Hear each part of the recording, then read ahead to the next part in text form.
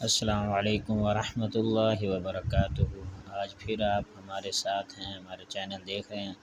آج ہم آپ کو دکھاتے ہیں اپنے گاؤں کا جامعہ مصباح العلوم۔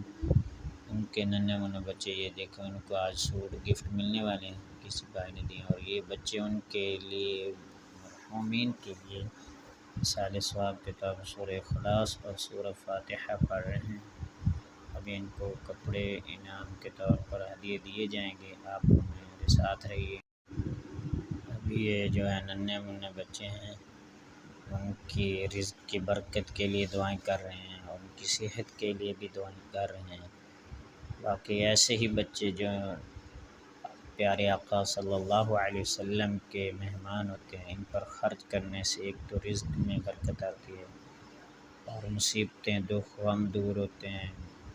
اللہ تعالیٰ جس بھائی نے یہ سوٹ ان بچوں کو گفٹ دیے ہیں، اللہ تعالیٰ ان کی تمام پریشانیاں مصیبتیں دور فرمائے۔ ابھی ہم آپ کو دکھائیں کہ یہ دیکھیں جن کو یہ انعام کے طور پر سوٹ سلائی کروا کے دیے جا رہے ہیں۔ ہر ایک ابھی اس ہمارے جامعہ میں تقریباً 27 یا 28 بچے حفظ کر رہے ہیں۔ کافی سارے بچے آ چکے ہیں، کچھ ایسے بچے ہیں جو ابھی نہیں آئے۔ یہ دیکھیں جی قاری صاحب بچوں کو سوٹ تقسیم کر رہے ہیں، اور سب کے ایک ایک کا نام لے کر پکارا جا رہا ہے، اپنے سوٹ لے کر جا رہے ہیں۔ ہمیں بھی چاہیے کہ ان بچوں پر ہم بھی دل کھول کے اس مدرسے خیر کے کام میں حصہ لیا کریں۔